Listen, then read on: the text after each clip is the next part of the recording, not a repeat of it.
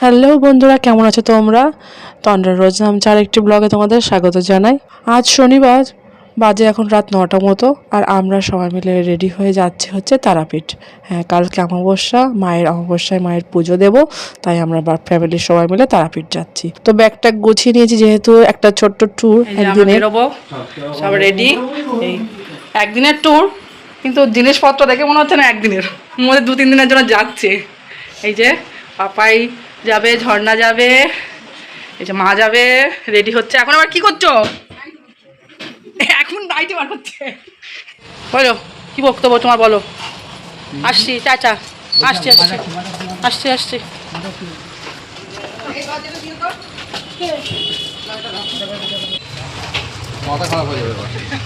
পেছনে ডিকিটা খোলো।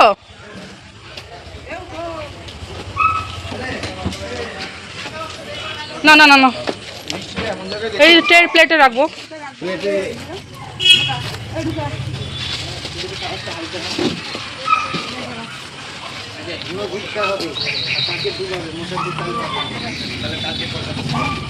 এই যে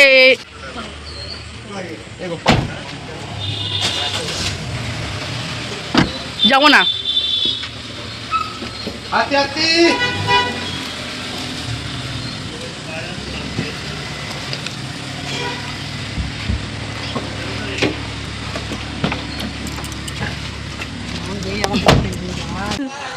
আমরা এখন মোষের দুধের চা খেতে নেমেছি।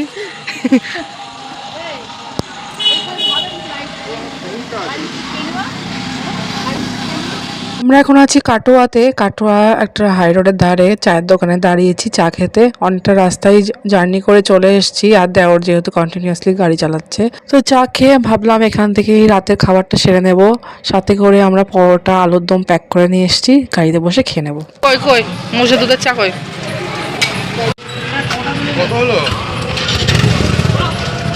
কত দিল?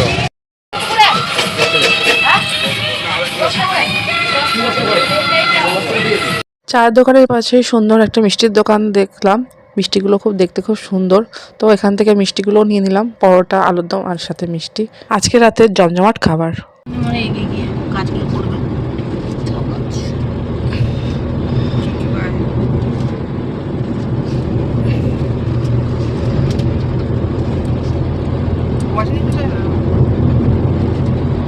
পৌঁছে গেছি আমরা তারাপীঠ।